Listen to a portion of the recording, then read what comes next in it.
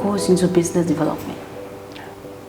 Okay, so a business is divided into 9 areas. Okay. You have the value you are offering. And then who are you offering it to? And how will you offer it? Then who is going to help you offer it? You mentioned in your profile that you have learned to build your business to attract grants rather than doing clawback profits, which slows down the pace of growth. Yeah. How have you done that? I mean, building the business to attract investors' interest. There's a difference between a startup. A startup is a business that finds ways to get to scalability. That means if an investor comes and sees how you are doing your business, why you are doing your business, when you are doing it, the resources you are using, the results you are getting, the problems that are happening. If I give you 1 million, you are just going to multiply all those problems by 1 million. So if you are thinking of scalability, you are thinking of reducing the problems to the barest minimum, so that if someone puts in money, all they want is, I want return on my investment.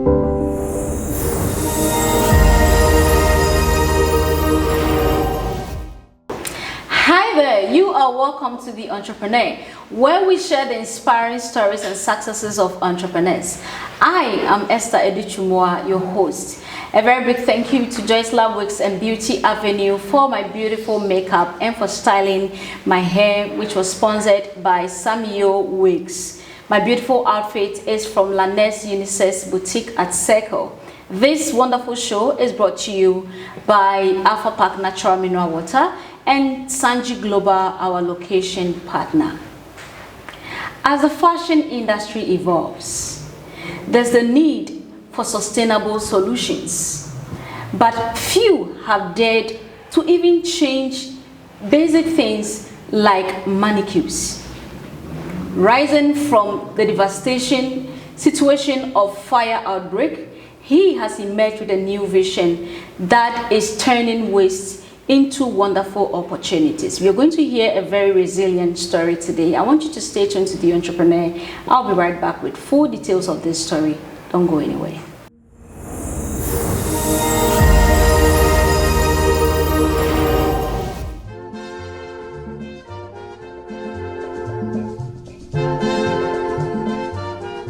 Sikadi unya wia na kase obedidi yi. Na obedidi yi a na ejina nsu krogye a obeno. Chama me na me kasai. Mfa meduane ndi agro. Choba bia me wura bia. Alpha Park na me no.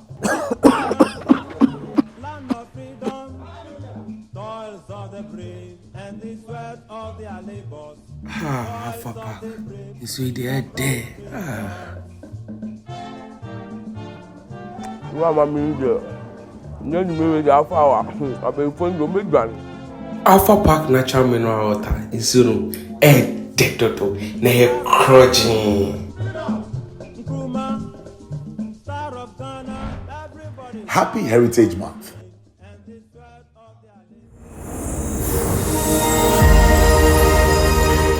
You are welcome back from that quick break. Thank you for staying with us.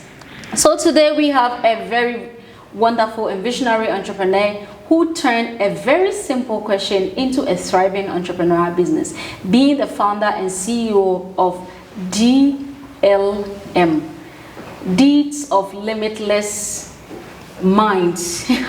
We'll dive deep into that, and you know why it is Limitless Minds, because he self-taught himself as an entrepreneur and is out there with mannequins, which is changing the fashion scenes in Ghana, and he seeks to be the go-to place for mannequins in Africa and even beyond. We have with us the wonderful Mr. Darko Louis Mauto in our midst today. We're going to learn more about his inspiring story. Let's dive into his story. Mr. Louis, you're welcome. Thank you. Thank you.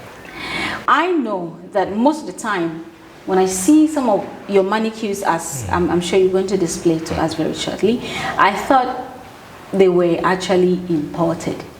Okay. So I found it intriguing to know that you are actually producing them right here in Ghana, and you are making them out of waste papers, you said. Yes.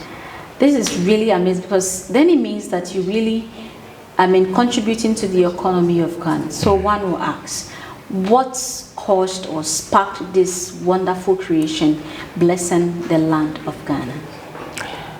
Okay, thank you for the opportunity to be on the show.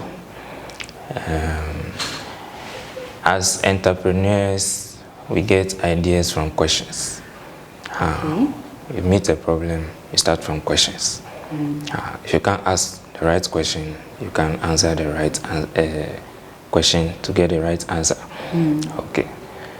So, in my fashion education on campus.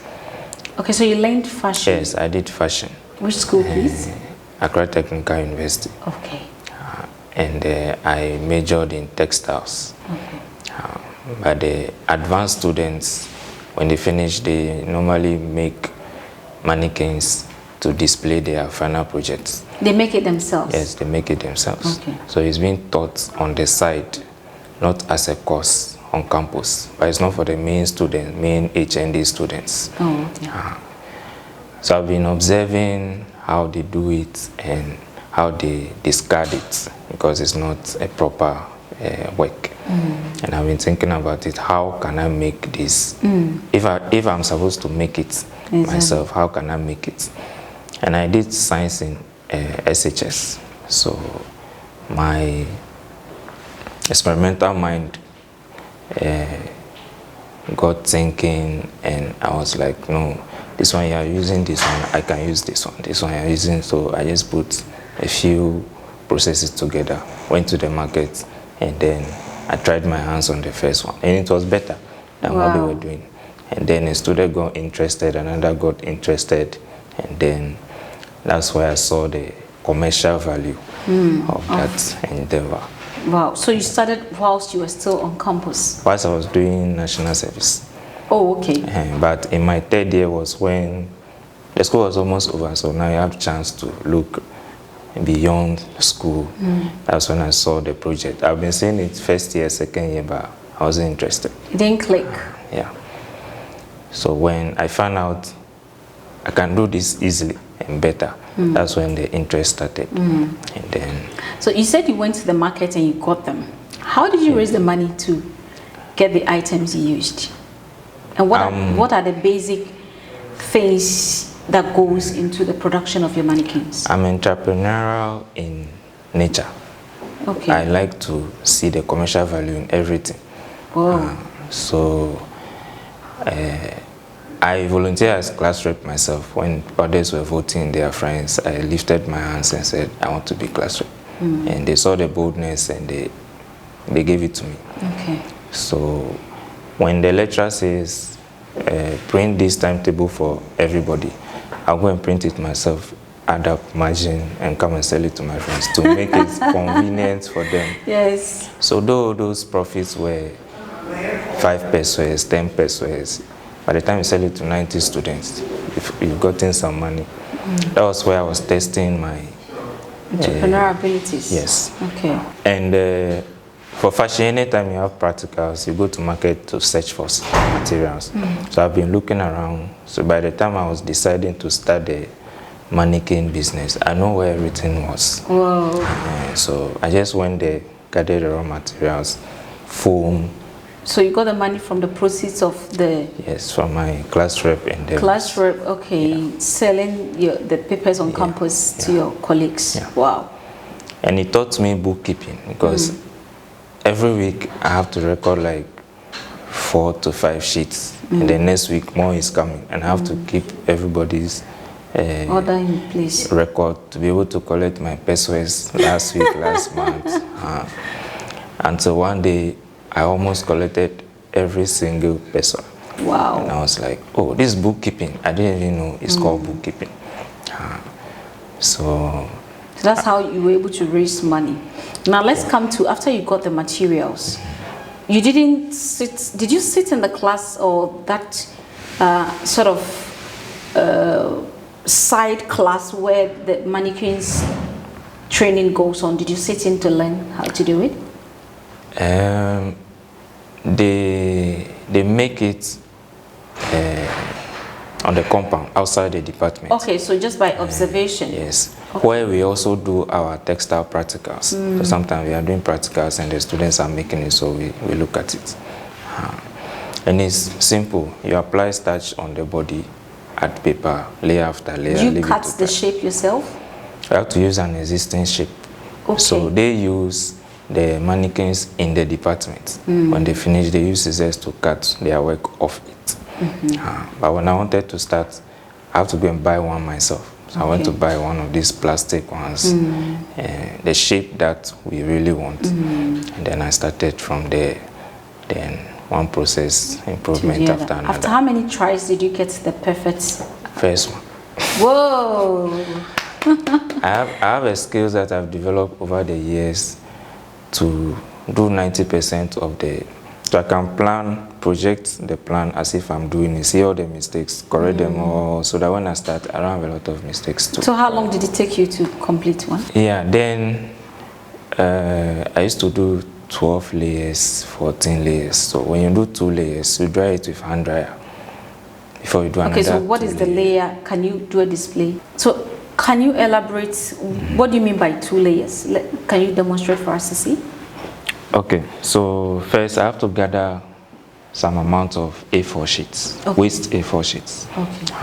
So sometimes they go to lecturer's office to get waste papers that's on campus. So let's assume this is for the department on campus. You can't spoil it. So you have to buy cling film, what you use to cover pastries when they are hot. Okay. Then you wrap it around, and then you sellotape it down all the curves so that it lies down flat.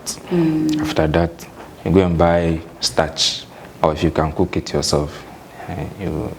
So I don't have any cooking utensils on campus, so I go to Makola to buy this, where the jeans people iron with starch, and then I buy that one. So on campus, the students they'll put their hands inside the starch and apply it on the cling film, and then put one paper and use their hands to apply. I felt like it was dirty work.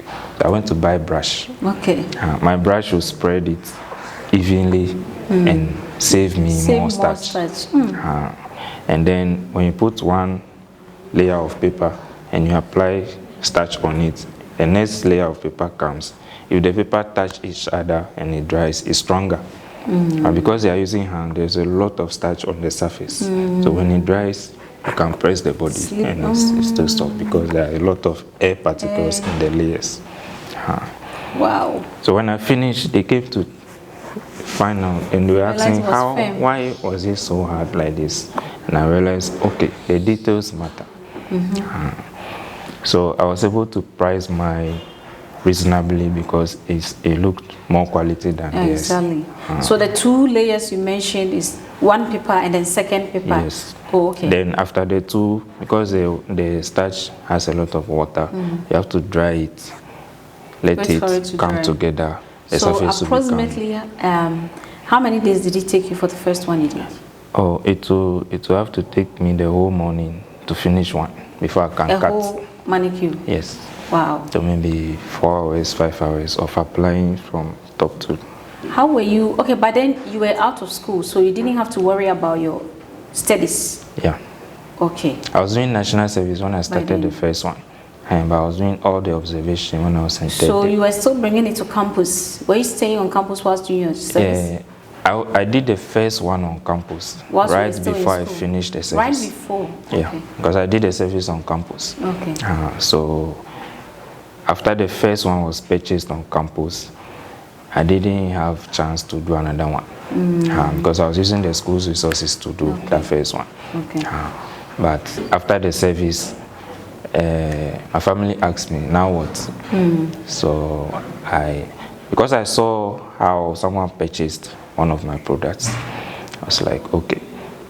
I did 3 business plans, one for sewing, one for textiles, and one for this one. This one was the easiest capital I can get, so I chose this one, and from there It has become a full-fledged business, and now you lead a team of 13 people. 13 people. Wow, that is great.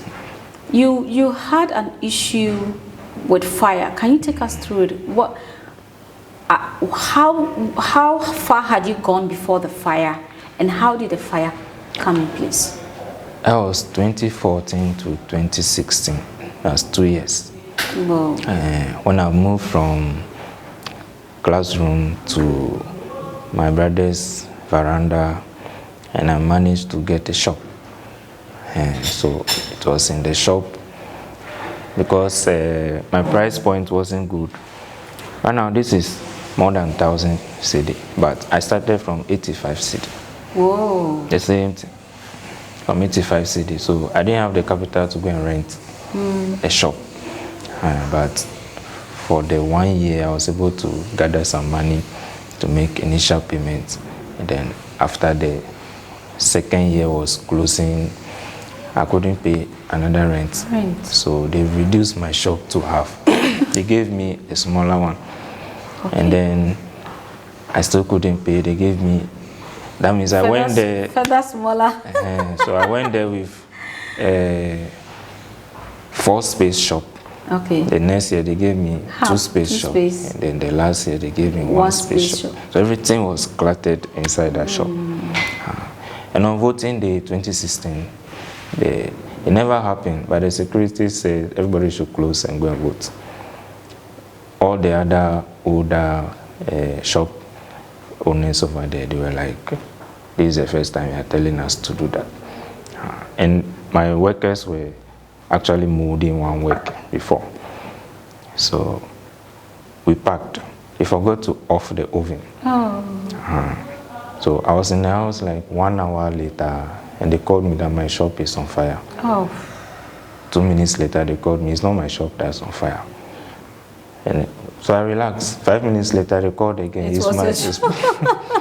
So I have to get there. When I got there, everything was gone. It was a burglar-proof gate, that kind of shop. So everything go. The ceiling was off, the roofing was off, everything ashes. It's only my metals that were there. Everything I was using, the foam, the glue, everything is flammable. So when one explodes inside, there was fire service on the compound of the location, but they have to pass the front gate, go and pass the side, pass the back gate, come and land. By the time they came, they only came to quench ashes. So what inspiration got you back on your feet after such a devastating encounter? I didn't know entrepreneurship. I thought entrepreneurship was buy something, add profits, sell. As simple as it sounds. But building a business is complicated. So I was buried. I'll make sales, can't pay my workers, can't pay myself. Our customers like the product. What were you missing? Business development.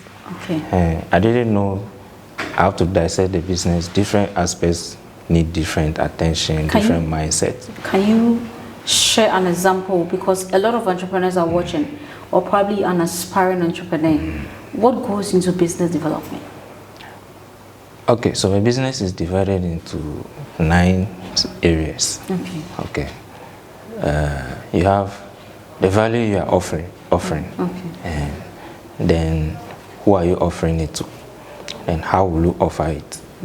Then who is going to help you offer it? Those are partners.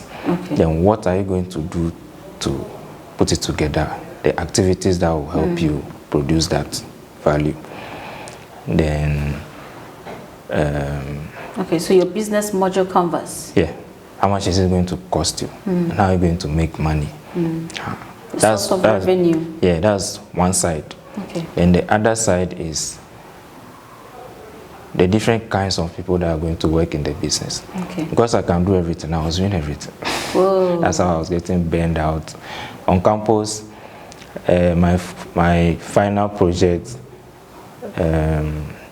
I stayed on campus. I asked permission from the security, stayed on campus. I would work overnight. The morning students would come and meet me. That's how I did my project, 1 month straight. Wow. So I only take naps, I don't take sleeps. So overworking was part of me. So I thought I can do that in business. And I realized that one, it wasn't 1 month. It was 1 year, 2 years. That's how. So on the day the fire came, instead of crying, I was relieved. A burden was lifted. I was relieved. I was standing there, I couldn't cry. I was just like, this thing that's choking me all the time is letting me go right now so that I can go and think. Because right about then, I found a book called The E-Myth, The Entrepreneurial Myth. The Entrepreneurial Myth. Yeah. Okay. That talks about what we perceive entrepreneur to be, which is not. Oh? Why entrepreneurs fail at business and what to do about it. Okay. So I want to find out that there is a technician, that's a person that's touching the work all the time, doing the work. Then there is a manager that's managing the people that are doing the work. And the CEO that's managing the money and the activities. Vision. Then the entrepreneur that is visionary about where to carry that business left or right all the time. And I realized I was trying to do everything inside the business because I was doing everything average. I wasn't getting a lot of the desired result I want. So I decided, okay, I have to delegate. I've been hearing delegation, but I don't know. I have to, if you want to be a manager, leave the work for somebody to do. Even though you can see they are doing it wrong, train them rather than micromanaging them. And it took me 7 months to understand that book when I restarted. That's when my freedom started. Wow. Yeah. So right now, I can wake up and not go to work. I know that 13 people are working because I trained them by delegation. But what systems do you put in place to ensure that after delegation, they go by the tasks you've given them? I don't want to assume that you know what to do. Okay. So in the beginning, if I give you a work, I train you, then I supervise for some time, then I hand you over to a leader that can do the micromanagement. Okay. Then once a while, I come and upgrade the process or get feedback. Are there any problems that I didn't see before? More or less trying to make your life easier with the work that I've given you. How have you managed your team? Who is the longest serving staff? Like, for how many years?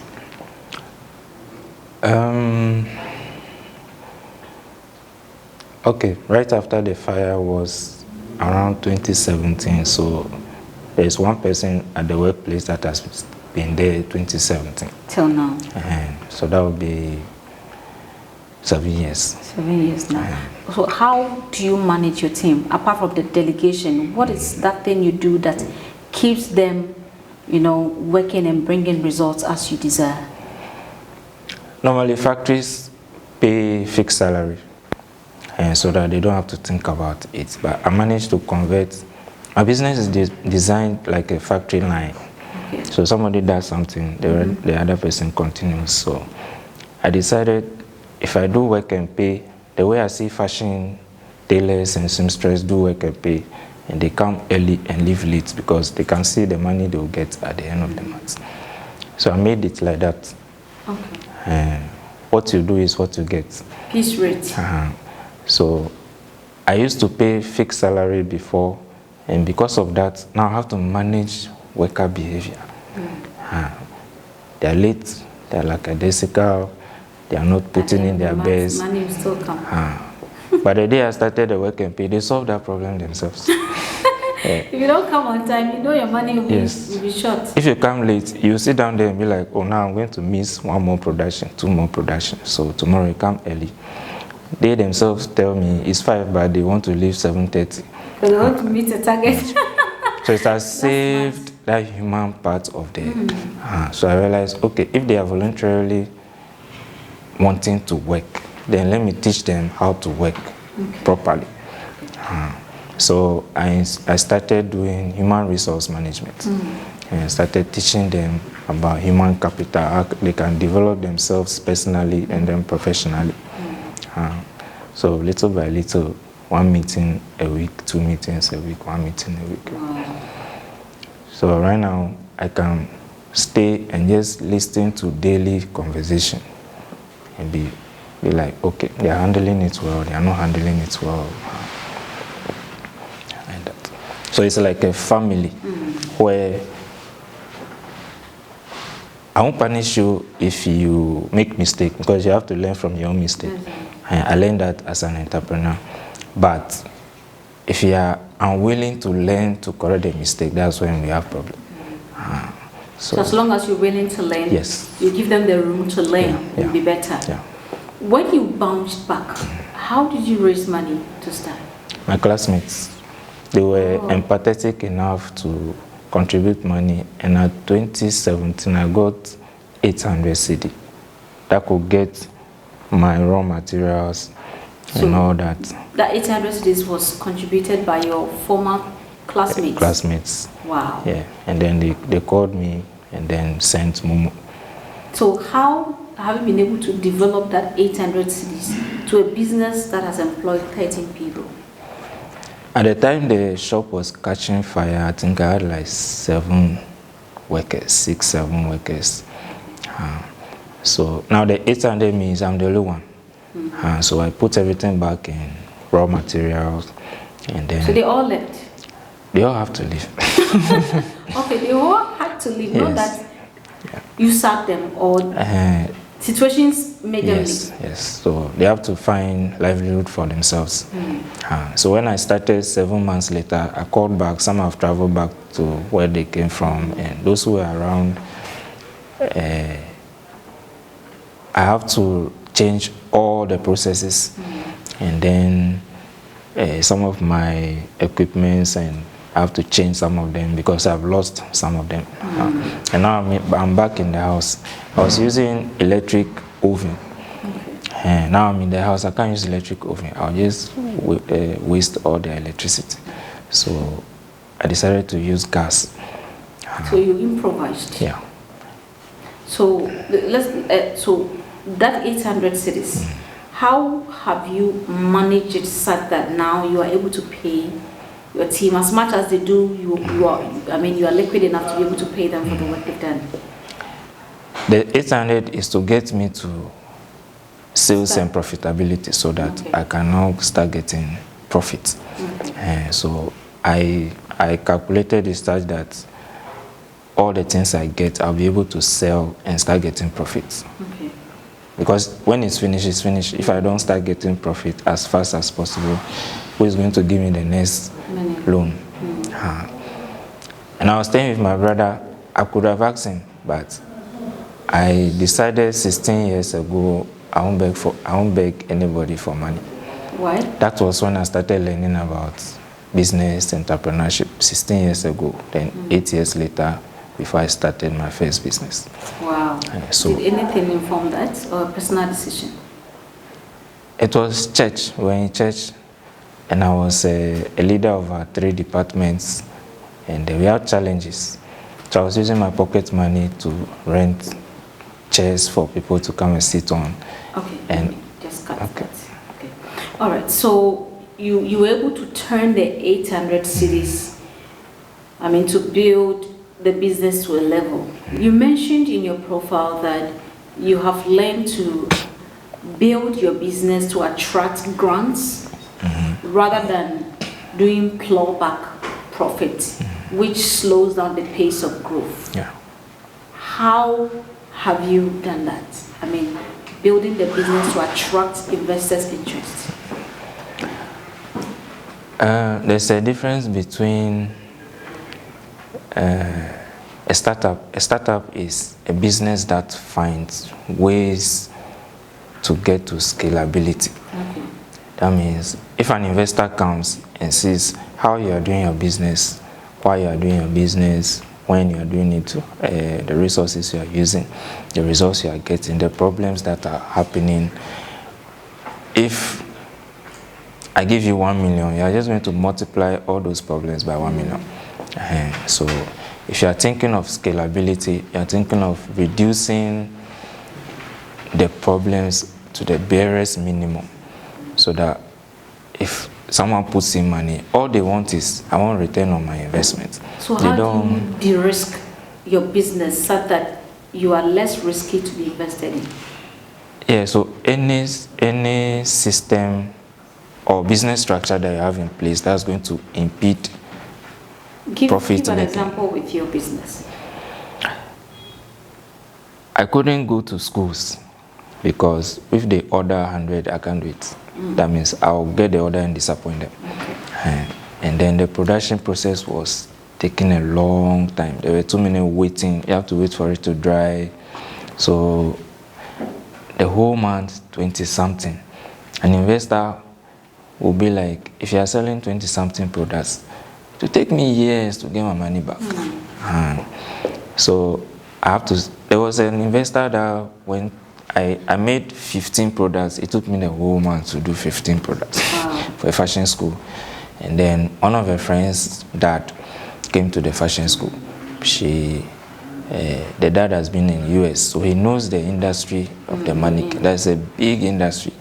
When he came, my customer, who was the owner of the school, recommended that, they should upload these mannequins are made in Ghana. So she brought it to the stage and they called my name. I lifted my hands. So the man went to the house and called the woman that, okay, I want to talk to this guy. So that was the first investor opportunity. So he invited me, and when we were talking, I realized he said he had 1 million cedi to put in the business. He meant business, but when I look at my production process and the problems I was facing, because of my 16 years ago study of entrepreneurship, I knew if I follow that money, I'll waste it. By now I'm in jail. Because I don't have any efficient process to turn that money into profit making as fast as possible. Wouldn't that money have provided you that process system? It would have. Sometimes we think money can solve a lot of problems for us as business people. What we don't know is if the problem is there and you add money to it, you get bigger problems. Add more to the problem. So focus on the problem, how to eliminate it, whilst it's not costing you. Then when the money comes, it's an efficient process you are going to make So bigger. how did you manage your problem? I have to change my process, Production then process. change the people, then do better training. To be able to produce more at a time. So you let go that investor? No, he's the one I got, but it's 5 years later. So from that first meeting, I told him I have too many problems in the business. And from his question and answer session, he realized, I have to go and do something about it. So I didn't feel like I've lost the opportunity. I felt like, okay, somebody is interested in you, go and get the business in a better condition before you come back. So once a while, we'll call, he will ask, how far, what have you done new? And he's talking about mass production. So for me to change my local methods into mass production, it means I also have to change my mindset. Exactly. It's not just talk. You have to be the person that is translating your efforts into a product. It's not just about talk. You have to be the person that is translating the business to that which you want it to be. Trust is key in entrepreneurship, and to be able to earn that, you have to be truthful in dealing with all your stakeholders. We are going to delve deep into this story, but I'll be right back after this quick break. This show is brought to us by Alpha Park Natural Mineral Water and Sanji Global, our location partner. Thanks to Just Love Wigs and Beauty Avenue for my beautiful makeup, and to Lanez Unisex Boutique at Circle for my wonderful outfit. My wig was provided by Samuel Wigs. I'll be right back after this quick break.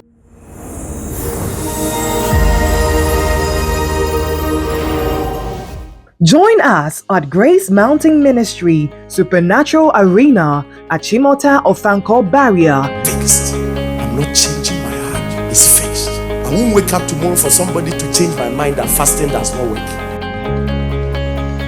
7 Days Junction for our 5 powerful services every Sunday. Services times are as follows. First service, 7 a.m. Second service, 9 a.m. Third service, 11 a.m. Fourth service, Global Student Service, 2 p.m. Communion Service, 5:30 p.m. Please take note and inform your family, friends, and loved ones. Come and be blessed.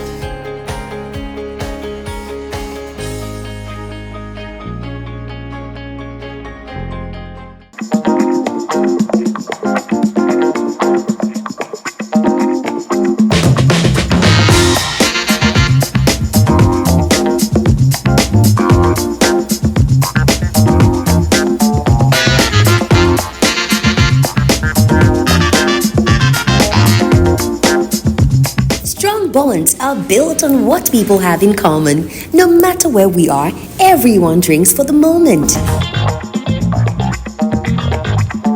We drink with joy.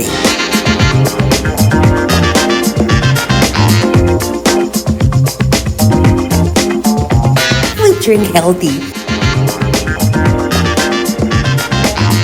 But have everlasting.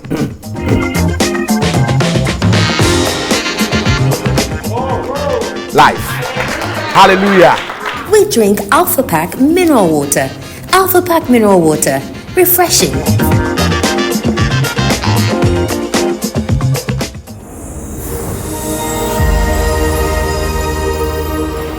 Welcome back from that quick break. This show is proudly brought to us by Alpha Pack Natural Mineral Water and Sanji Global, our location partner. Thanks to Just Love Wigs and Beauty Avenue for my beautiful makeup, and Lanez Unisex Boutique for my beautiful outfit. So we are still in the interview with Mr. Darko Louise, CEO of DLM, who produces mannequins for our fashion industry. You are still on the Entrepreneur Show. So, Mr. Mauto, Yeah. I want you to delve deep into. I want you to delve deep into feedbacks. How has feedback from customers or your clients impacted your business? Okay. There's one mistake that entrepreneurs do. You have an idea, you are so in love with the idea, you think that's what the customers need. Until you get to the market, initially they are not buying. Then you are now frustrated, can't you see the value in the idea? So what I did was, I learned that truth theory whilst I was reading about entrepreneurship, so that I won't come and make that mistake. So if you are happy with the work, I'm happy. But if you are sad, I want to hear why you are sad.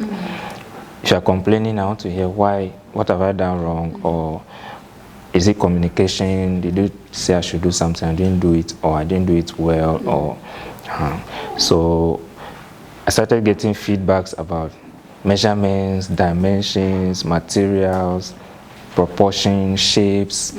I did fashion, so I understand what they are talking about. But if a customer complains about shape, it goes back to your mood. And so some of the things we change are faster than others.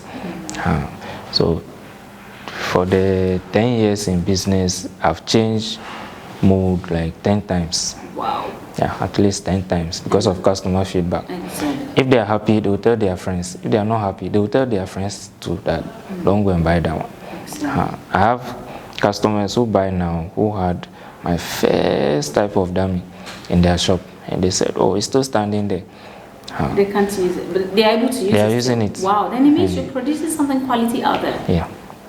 So it gives me more confidence that, okay, the improvements, they feel I'm listening to them. Exactly. Wow. Because right from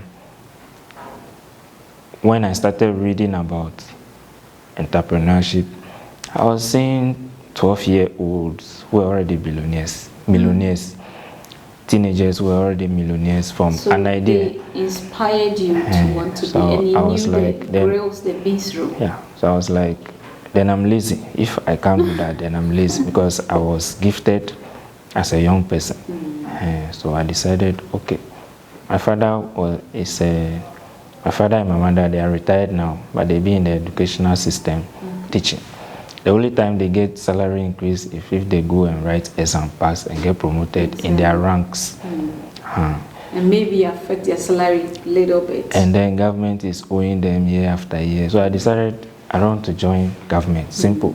Not that I don't want to teach, I just don't want to join government. Okay, so in that manner, where did you pick your entrepreneurial traits from?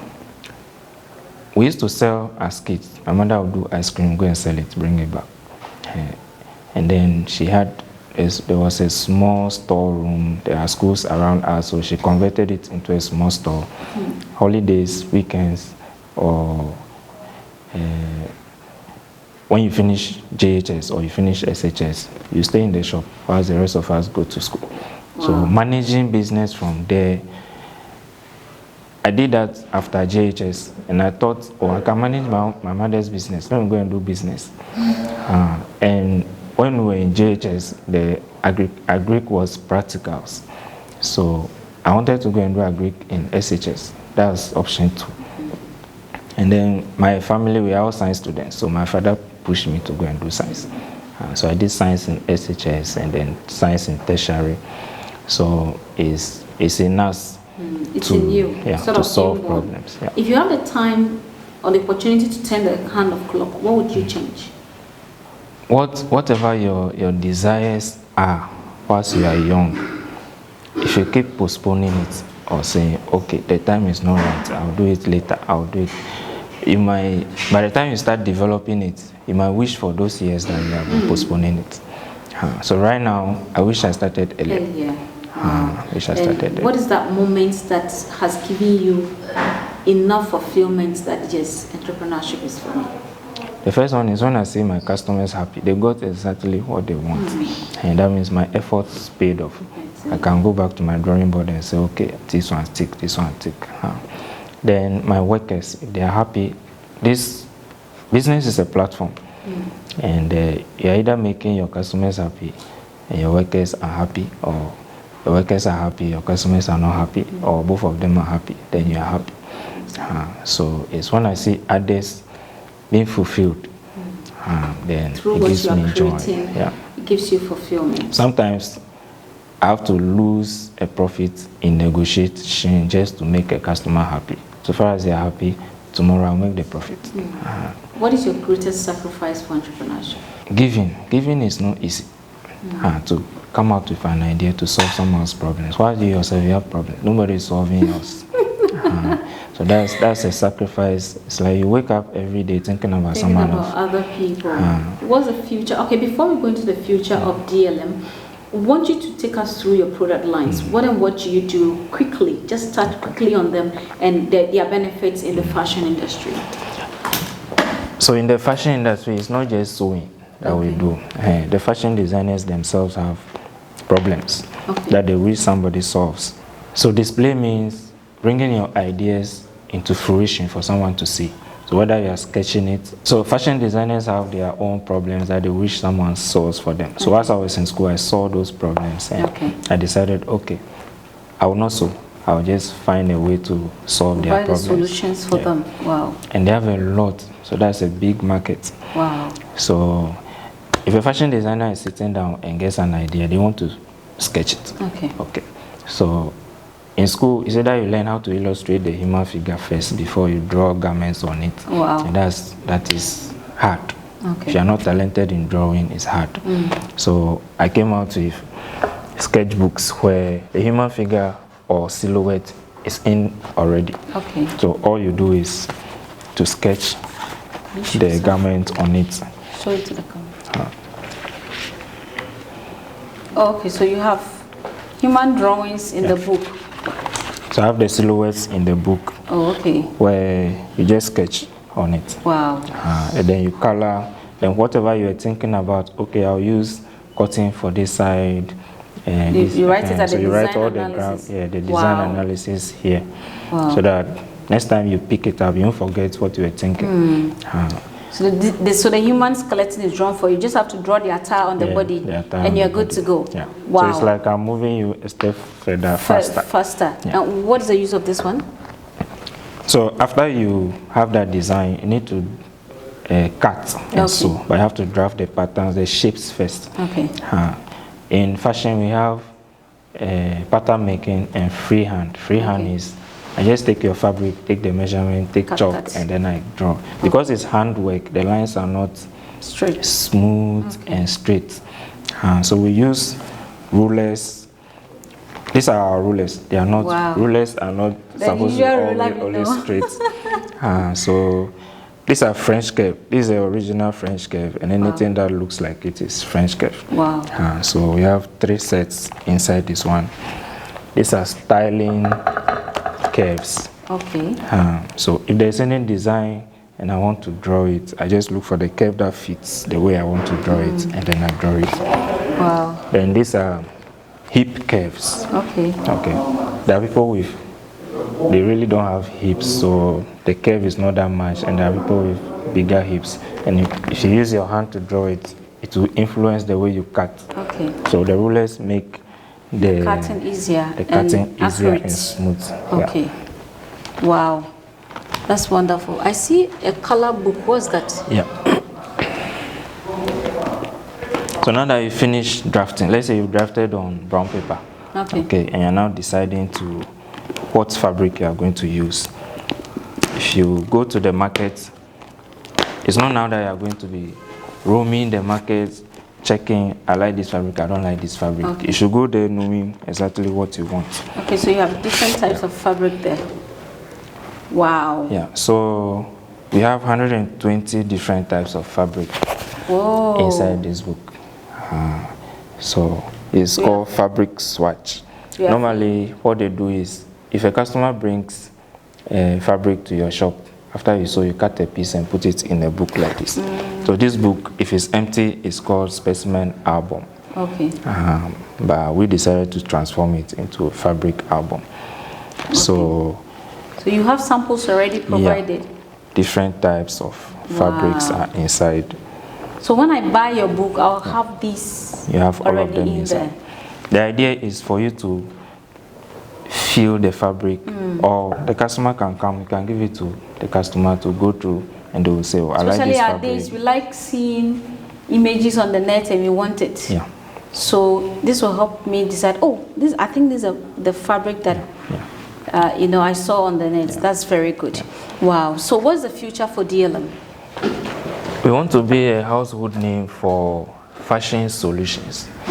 For the fashion students, apprentices, the boutique owners, the institutions themselves, so that if you have any problem, there will be a product or service for it. We offer services like machine repairs, sewing machine assembly. You can call us, we'll come and diagnose your machines for you, so you know, okay, this one needs this work to be done on it.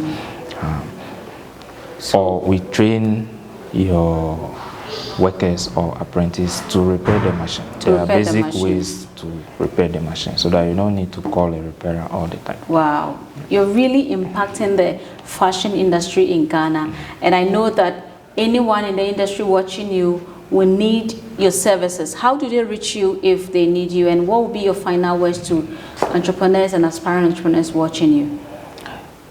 My final words for entrepreneurs or upcoming entrepreneurs, or maybe you have a job and you're thinking, oh, this is a good venture, but you don't know how to. First, go and read about it. Okay, read people's testimonies. Knowledge about the industry you want to go into.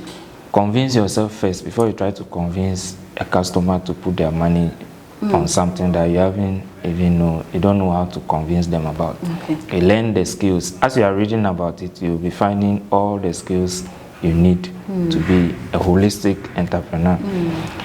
I've been saying, if somebody sees me 10 years later and says, what's the secret to your success? I'll ask, do you have 1 year to listen to it? Because it's not one thing or 2 things or 10 things, 20 things. Have come together. It's a puzzle. You arrange it today, it works. Tomorrow it doesn't work. You have to rearrange it. Something works today, it doesn't work tomorrow. It's a changing environment that you are stepping into. So be knowledgeable, be ready to be dynamic, and change all the time. If you don't like change, don't start business. Be innovative. How do we reach you if we need your products? Okay, we are located at Adenta Commandos on the Research Road. Okay. Or you can call us on 054-7172-199 or WhatsApp us on that number. Any social media handles? TikTok, Facebook, Instagram, DLM Fashion Displays, you'll get us. Wow. Mr. Malto, it's been an amazing time spent with you. You are an inspiration indeed.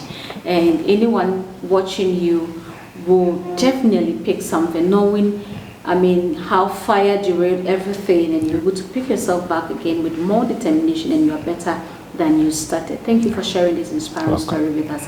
If you're watching us, whatever you picked from this story, please don't sit on it. Like he said, act on it, and then get more knowledge about the field you want to go to. You will also get there. This has been The Entrepreneur, and I am Esther Edichumwa, your host. This show is proudly brought to us by Alpha Park Natural Mineral Water and Sanchi Global, our location partner.